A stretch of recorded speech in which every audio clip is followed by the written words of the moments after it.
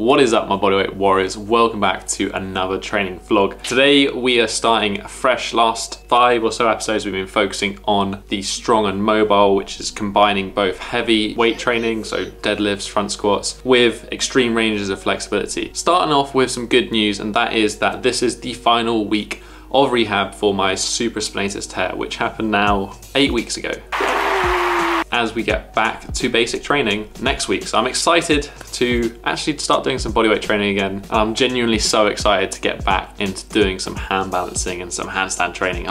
So excited. Before we get into any real sort of training, there's one thing I have to do and always do pre-workout. That is coffee. I don't know if you've gathered yet, but I'm a little bit of a coffee nerd. However, this coffee is a special coffee because it is made using the Strongman espresso made by my friends over at Extract Coffee. You might recognize that name because I've recommended them before. I've been drinking their coffee for like 4 or 5 years. I've done work experience with them. I even made a video of them on this YouTube channel, which is to do with how to brew a V60 dripper. The reason the coffee is special though is it is done in support of a good cause, which is for Movember. If you don't know what Movember is essentially a charity that supports men's health. It's that time of year where men won't shave for a month in an attempt to grow a mustache. And because I'm still a child and I can't grow a mustache, I thought that I would do my part in supporting this charity in support of men's health, which I don't know if you noticed by the channel, I'm very passionate about optimizing health, not only for men, but for women, for everyone. So if like me and you want to support a good cause and drink some badass coffee, I'll link it in the description. It'll be the top link down below. I'm not getting paid to say this, but I think if you can drink tasty coffee and support a good cause at the same time, then it's a win-win. Right, we're caffeined up, let's go and train.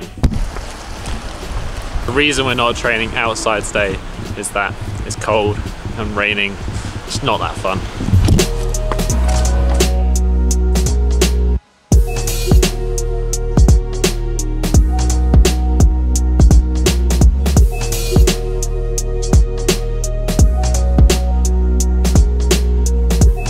So into the workout, I've been starting most of my sessions off lately with a little bit of soft tissue work and mobilizations like this thoracic mobilization on a peanut, and then also this teres minor and lat mobilization as well, which is actually probably one of the most brutal soft tissue mobilizations that I do. As you can see from my face, it is not very nice, but really helps, especially for overhead movements. Then I move on to the standard warm-up with a band, stuff like the Ido Portal shoulder routine.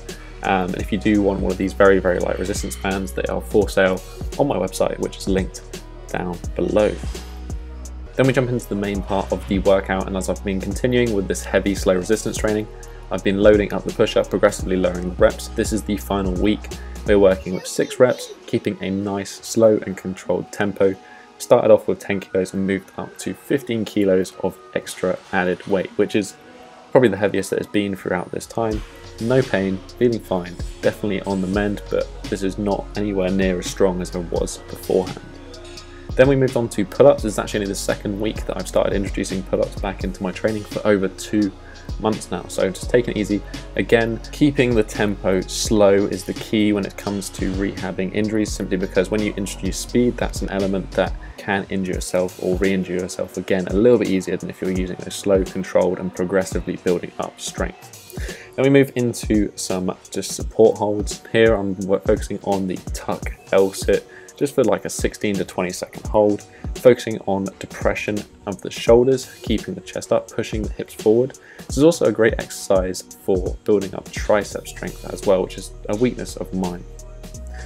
Then this is the first session I've done this, and that is overhead press. The last kind of range of motion that has been challenging for me is the overhead press. I've still got a little bit of pain in those end ranges of motion on the lockouts, so we're not going anywhere at all heavy with this, just the barbell, focusing on, again, that slow tempo control and focusing on the synchronization of the scapula and pushing overhead. It's actually felt pretty good, I was surprised.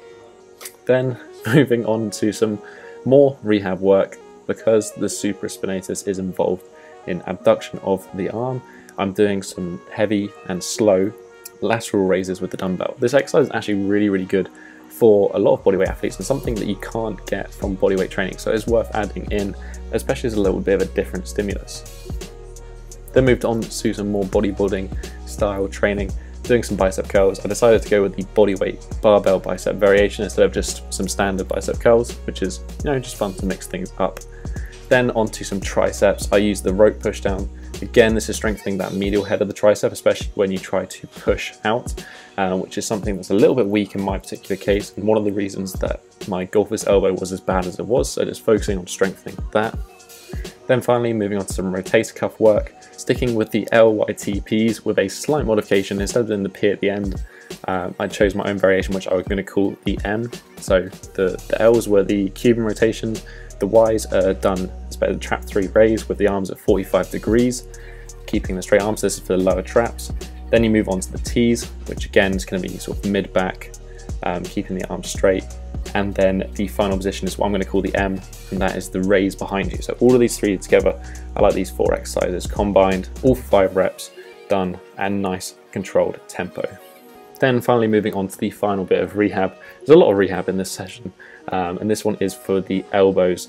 And although my elbows are pretty much fully healed now, I'm just keeping up 1 or 2 sets at the end of each session, just to make sure it doesn't come back. But that is the session.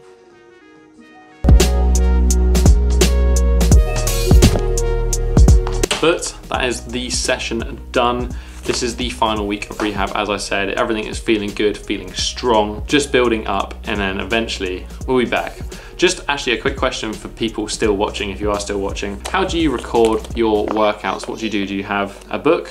Do you have a sheet? Do you do it online? I'd love to hear how you record your workouts. I think it's a vital thing to be doing to track progress and keep on track of how you're doing with this whole bodyweight journey and everything. But that is it for this week, guys. If you enjoyed this video, hit that thumbs up button and support the channel. If you want to tell me about how you track your workouts, or if you just have any questions, leave a comment down below.